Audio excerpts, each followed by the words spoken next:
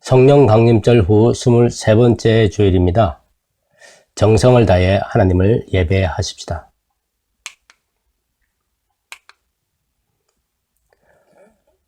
시와 찬송과 신령한 노래들로 서로 화답하며 너희의 마음으로 주께 노래하며 찬송하며 범사에 우리 주 예수 그리스도의 이름으로 항상 아버지 하나님께 감사하라. 우리 함께 기도하겠습니다. 영원토록 변함없으신 하나님 아버지, 높고 푸른 하늘과 아름다운 자연을 한번 바라볼 겨를도 없이 분주하게 살아온 저희들을 영혼의 쉼터로 불러주시니 감사드립니다. 목마른 사슴처럼 은혜를 간구하며 온 마음과 정성을 담아 거룩하신 하나님께 예배드립니다. 우리의 정성 가득한 예배를 받으시고 이 예배의 자리에 하늘의 영광으로 가득 채워 주시옵소서. 예수님의 이름으로 기원하옵나이다. 아멘.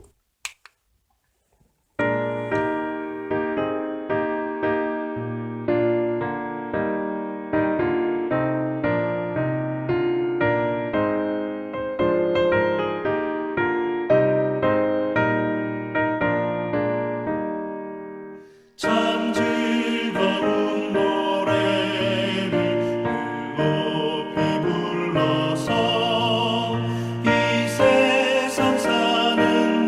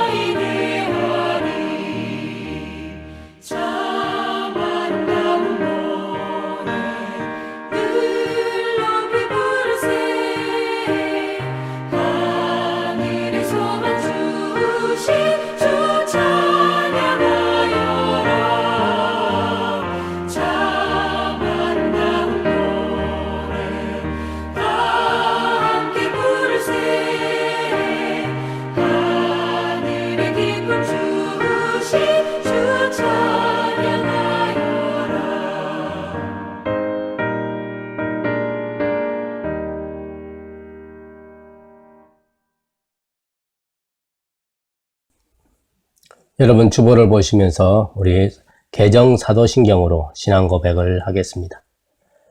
나는 전능하신 아버지 하나님, 천지의 창조주를 믿습니다. 나는 그의 유일하신 아들, 우리 주 예수 그리스도를 믿습니다. 그는 성령으로 잉태되어 동정녀 마리아에게서 나시고 본디오 빌라도에게 고난을 받아 십자가에 못 박혀 죽으시고 장사된 지 사흘 만에 죽은 자 가운데서 다시 살아나셨으며 하늘에 오르시어 전능하신 아버지 하나님 우편에 앉아 계시다가 거기로부터 살아있는 자와 죽은 자를 심판하러 오십니다.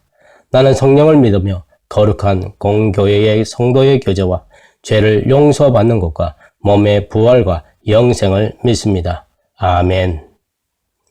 우리 옆에 있는 분들과 함께 평화의 인사를 나누겠습니다. 샬롬, 평강하십시오. 편안하십시오. 그렇게 우리 서로 인사 나누십시다.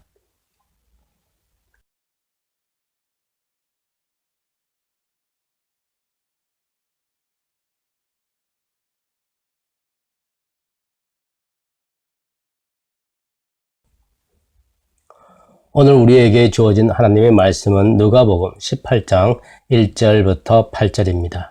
먼저 1절입니다. 예수께서 그들에게 항상 기도하고 낙심하지 말아야 할 것을 비유로 말씀하여 이르시되 어떤 도시에 하나님을 두려워하지 않고 사람을 무시하는 한 재판장이 있는데 그 도시에 한 과부가 있어 자주 그에게 가서 내 원수에 대한 나의 원한을 풀어주소서 하되 그가 얼마 동안 듣지 아니하다가 후에 속으로 생각하되 내가 하나님을 두려워하지 않고 사람을 무시하나 이 과부가 나를 번거롭게 하니 내가 그 원한을 풀어주리라. 그렇지 않으면 늘 와서 나를 괴롭게 하리라 하였느니라. 주께서 또 이르시되 불의한 재판장이 말한 것을 들으라. 하물며 하나님께서 그 밤낮 부르짖는 택하신 자들의 원한을 풀어주지 아니하시겠느냐. 그들에게 오래 참으시겠느냐. 내가 너희에게 이르노니 속히 그 원한을 풀어주시리라. 그러나 인자가 올 때에 세상에서 믿음을 보겠느냐 하시니라. 하나님의 말씀입니다.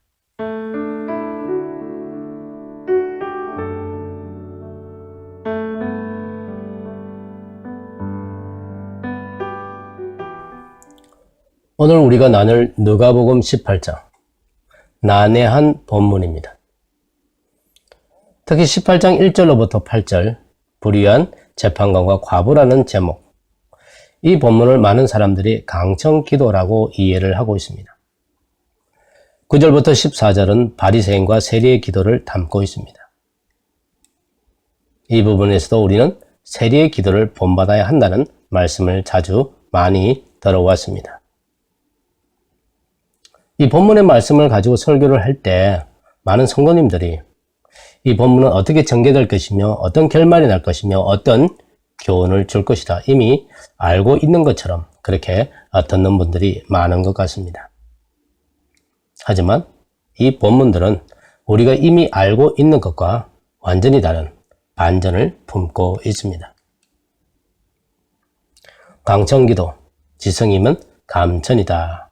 때를 쓰고 기도하면 하나님의 뜻도 되돌릴 수 있다는 강한 믿음의 기도라고 말합니다. 정말 그럴까요? 기독교의 기도는요, 하나님께 내 요구 안 들어주면 나 여기서 죽어버릴 거야. 뭐 이런 협박용이 아닙니다. 생떼 쓰는 것이 아닙니다. 우리의 기도는 하나님 아버지의 뜻을 구하는 것입니다.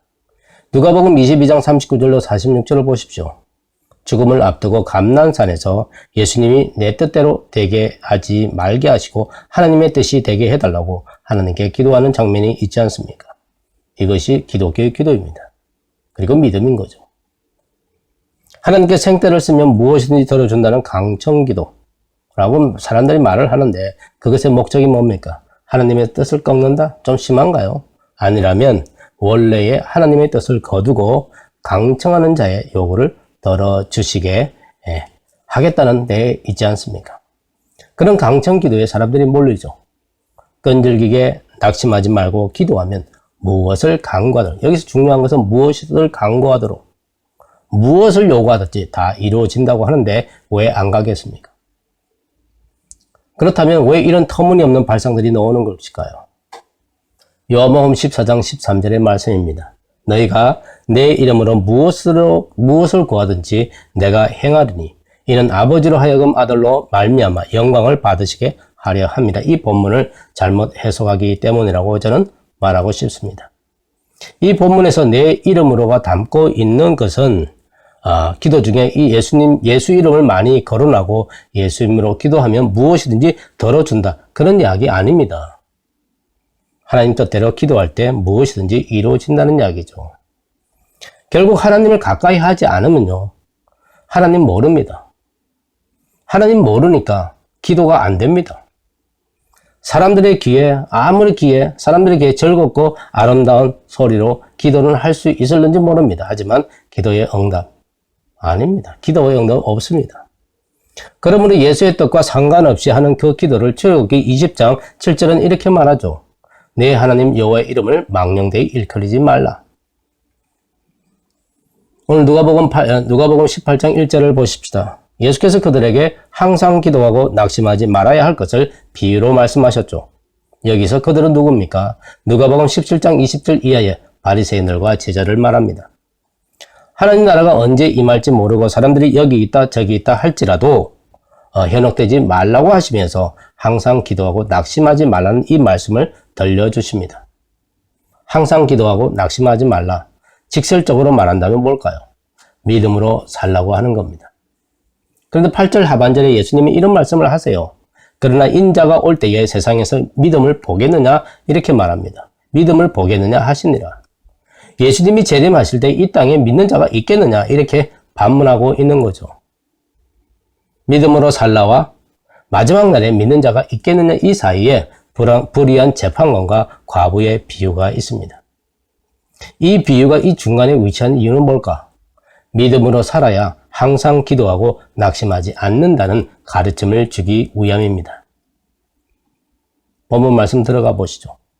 어떤 도시에 하나님을 두려워하지 않고 사람을 무시하는 한 재판관이 있었습니다. 그 재판관에게 자기의 원한을 풀어달라며 재판관을 성가시게 하는 귀찮은 존재 과부가 있었습니다.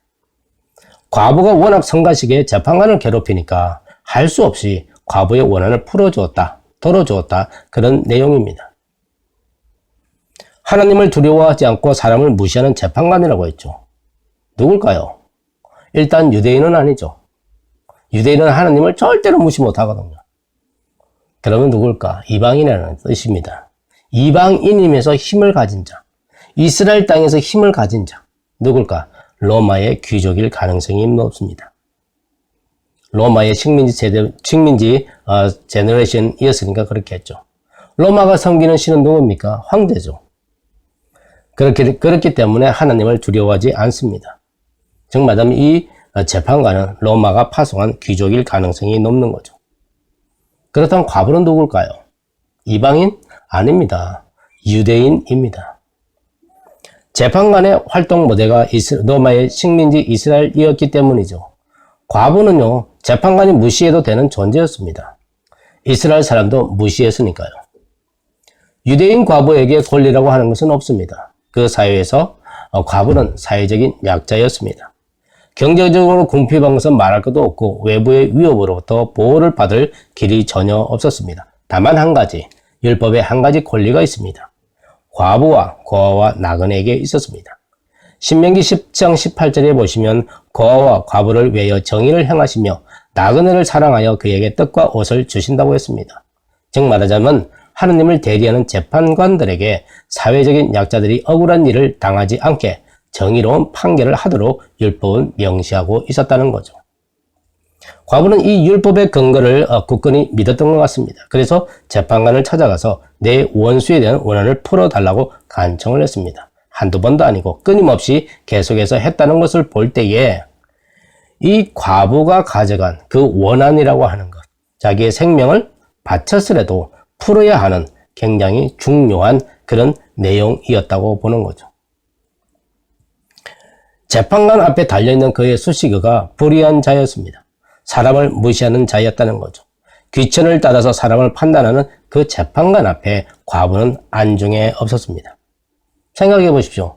과부의 청원을 받아들여서 재판을 한다고 합시다. 재판관에게 떨어질 이득이 있습니까? Nothing. 아무것도 없습니다. 오히려 손가락질 받을 수도 있고 오히려 야유를 받을 수도 있습니다.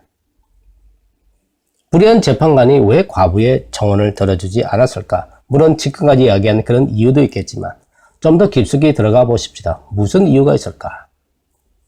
생각해 보십시오. 그 당시에 자조의 과부하고 원수될 자가 누구일 것 같습니까?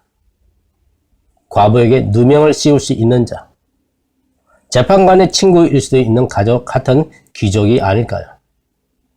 귀족들끼리 편리를 봐주는 사회적 분위기라면 힘없는 사회적 약자들은 귀족들에게 억울한 일 당해도 소송 같은 거 엄두도 낼 수 없었습니다. 그런데 이 과부는 불의한 재판관을 죽을 힘을 다해 귀찮게 했다는 것을 볼 때에 이 과부의 억울함은 보통 일이 아니었다는 거죠. 예수님 시대의 법이라고 하는 것이요. 같은 계급 사이에서 일어난 사건은 모두 동일한 무게로 갚아주는 원칙이 있었습니다. 이에는 이, 눈에는 눈. 하지만 계급이 귀족과 백성 사이에서 일어난 사건이라면 무조건 귀족이 이겼습니다. 귀족이 백성을 죽였으면 벌금을 내고 풀려나지만 백성이 귀족을 죽이면 당사자는 사형이거나 가족은 노예로 전락했습니다.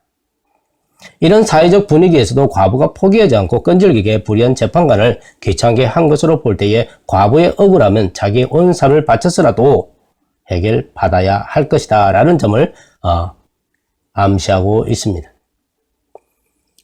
이 본문의 배경을 염두에 둔다면 이 과부의 절박함은 한 개인의 원한을 풀어달라고 하는 것이 아니라 핍박을 받던 초대 그리스도인들 모두를 이야기하는지도 모릅니다. 모두의 원한을 풀어달라고 하는 공동체적인 기도일 수도 있습니다. 여기서 원한이라고 하는 것, 그리스도를 핍박하는 세상입니다. 그 억울함을 해결하는 길은 오직 예수님의 재림밖에 없습니다. 예수님의 재림, 그것은 곧 하나님 나라의 도래죠. 하나님 나라가 오는 겁니다. 모두가 공정하고 공평한 나라, 하나님께서 통치하는 나라, 그것을 기다렸습니다. 초대교회 그리스도인들이 간절히 기다렸던 예수님의 재림은 계속 지연되고 주변 사람들의 조롱과 계속되는 핍박과 박해 앞에서 그들의 믿음은 흔들리고 있습니다. 핍박이 심해지면 심해질수록 그들은 항상 기도하는 것을 잊지 않았고 예수의 재림을 기다렸습니다. 그러나 그들의 일상은 어제나 오늘이나 별 차이가 없었습니다. 그러니 더 절박해질 수밖에 없습니다. 그럼에도 불구하고 세상에 굴복하지 않았던 것은 세상은 결코 온전해질 수 없지만 예수의 재림에는 소망이 있음을 알게 되니 그들은 항상 기도했습니다. 또 응답이 없어도 그런 매일이 반복되어도 그들의 간절함은 더욱더 깊어져만 갔습니다. 그 간절함이 하나님을 바라보는 믿음을 갖게 했고 재림이 아직 이루어지지 않았지만 매일의 일상을 재림주 예수 그리스도를 만날 것이라는 기대감 속에서 살 수 있었던 그 힘의 근거는 바로 간절함에 있었습니다. 과부의 그 간절한 탄원에 불의한 재판관은 그 원한을 풀어주기로 합니다. 그렇다고 해서 불의한 재판관이 자기의 잘못을 뉘우치는 착한 재판관이 된 것은 아닙니다. 그는 여전히 불의한 재판관이죠. 원한을 풀어주기로 했으면 괜찮은 재판관이라 하지 않을까? 아닙니다. 재판관의 주 업무가 공정하게 판단하는 일이었죠. 재판관이 과부에게 수모를 줘가면서 이 핑계 저 핑계 대며 해주지 않은 것은 직무유기였습니다. 과부가 자기를 너무 괴롭히니까 그 괴롭힘에서 해방될 목적으로 원래 자기가 해야 할 자리로 돌아온 것이기 때문에 불의한 재판관은 여전히 불의한 것입니다. 불의한 재판관은 변한 것이 아무것도 없습니다.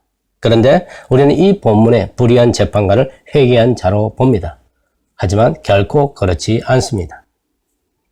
불의한 재판관은 어떻게 하든 이 과부의 탄원을 거절하려고 했고 과부는 경멸에 찬 거절을 거듭당해도 포기하지 않고 끈질기게 탄원을 한 것은 재판관이 불의하기도 하지만 그래도 양심은 있을 것이라는 가늘한 희망이 있었을 거라 우리는 생각할 수도 있겠지만 그런 양심조차 이 불의한 재판관에는 없었습니다. 율법이 지정한 마지막 보호 권리마저 세상과 불의한 재판관은 과부에게 허락하지 않았습니다. 결국 과부는 세상과 재판관을 믿을 구석이 단 한 곳도 없는 거죠. 믿을 수가 없는 거죠. 그럼에도 불구하고 이 과부가 끈질기게 탄원을 한 것은 바로 하나님입니다. 가난한 자에게 무엇이 보인다고 했습니까? 누가 보인다고 했습니까? 하나님 한 분밖에 없습니다. 과부가 희망을 거는 것은 하나님 한 분밖에 없습니다. 그 하나님의 뜻이 이 과부의 탄원을 해결해 주는 것이라면 그 불의한 재판관의 마음을 누그러뜨리게 하시고 돌이켜서 정당한 심리를 해줄 수 있게 하실 분도 오직 하나님뿐이라는 믿음 때문이었습니다. 과부의 끈질긴 탄원, 기도가 강청 기도가 아니라고 하는 것은 기도의 목적은 하나님의 뜻을 구하는 것이라 했습니다. 과부의 끈질긴 탄원 내용은 내 병 고쳐주세요. 사업이 망하지 않게 해주세요. 이상가족 상봉하게 해주세요. 그런 것이 아니었습니다. 그 과부의 강청은 내 원한을 풀어달라고 하는 것입니다. 자기가 억울한 것을 당했듯이 자기에게 누명 씌운 자를 찾아내서 죄를 물어달라고 하는 것입니다. 그런데 어쩌지요? 하나님께서 그런 기도를 들어줄 수 없네요. 왜요? 예수님은 죄 지은 자를 70번씩 70번이라도 용서하라고 하셨습니다. 죄 지은 자를 용서하라고 하신 분이 어떻게 과부의 원한을 갚아준다 할 수 있습니까? 이걸 생떼를 써서 우기면 하나님께서 자신의 뜻을 돌이켜 원수를 보복해 줄 수 있습니까? 이게 가능한 것입니까? 하나님의 뜻은 보복이 아닙니다. 용서하라고 하는 것이고 사랑입니다. 세상에서 돈은 용서가 없습니다. 부모와 자식 간의 원수로 돌변시키는 것도 돈입니다. 돈 문제 해결 안 되는데 그게 무슨 사랑이 있습니까? 세상은 내 것 빼앗기면 안 되죠. 수단과 방법을 가리지 않고 지켜내야 합니다. 그런데 하나님의 뜻은 무엇입니까? 겉옷을 달라는 자에게 속옷까지 벗어주라고 하신 분이 예수님 아닙니까? 돈을 사랑하지 말라, 돈은 일만 악의 뿌리라고 하시면서까지 돈을 가까이 하되 노예가 되지 말라고 하신 분도 예수님이십니다. 결국 이 본문을 통해서 예수님이 바리새인과 제자들에게 그리고 오늘 우리에게 말씀하시려고 한 것은 하나님의 뜻을 구하라고 하는 겁니다. 하나님의 뜻은 모두가 그리스도 예수 안에서 공정하고 공평해지는 것입니다. 억울한 자가 나오면 안 되는 겁니다. 하나님의 뜻은 원수를 사랑하는 것이고 범죄한 자를 7번씩 70번이라도 용서하라는 것입니다. 그러나 세상은 그런 것 하지 말라고 합니다. 사랑하고 용서하는 것 하지 말라고 하는 것이 세상입니다. 그러니 하나님께 기도하는 우리는 누구의 뜻을 거스려야 합니까? 세상입니다. 그러니 우리의 기도는 세상과 맞설 수밖에 없는 겁니다. 하나님의 의를 추구하는 믿음을 가지고 항상 기도하고 낙심하지 말라고 하셨습니다. 하나님의 뜻을 구하는 자를 하나님께서 보호해 주시기 때문인 거죠. 그런데 예수님은 말씀하십니다. 마지막 때에 예수 재림 때에 이만한 믿음을 가진 자가 있겠느냐 반문하고 있습니다. 하나님의 뜻을 구하는 믿음의 사람이 예수님이 재림할 때 세상에게 받을 박해를 받고 과연 믿음을 지킬 자가 얼마나 되겠느냐고 묻고 있는 것입니다. 여러분은 예수님의 이 질문에 어떻게 반응하시겠습니까? 하나님의 뜻을 구하고 하나님 뜻 안에 내가 있기를 간구하십시다. 간구하십시오. 그것이 예수님의 재림을 맞이할 우리의 자세입니다. 성도 여러분, 우리의 기도를 한번 돌아보십시다. 예수님의 이름으로서 내 것을 들어달라고 하나님께 생떼를 부리고 있는지 아니면 예수님의 이름으로 하나님의 뜻이 우리 안에 이루어지기를 바라는지 한번 되돌아보시기를 바랍니다. 내게 불리한 것이 하나님의 뜻이라도 내가 순종할 것인지 여러분의 기도를 다시 한번 되돌아보는 한 주간의 삶이 되도록 주님의 이름으로 축원합니다.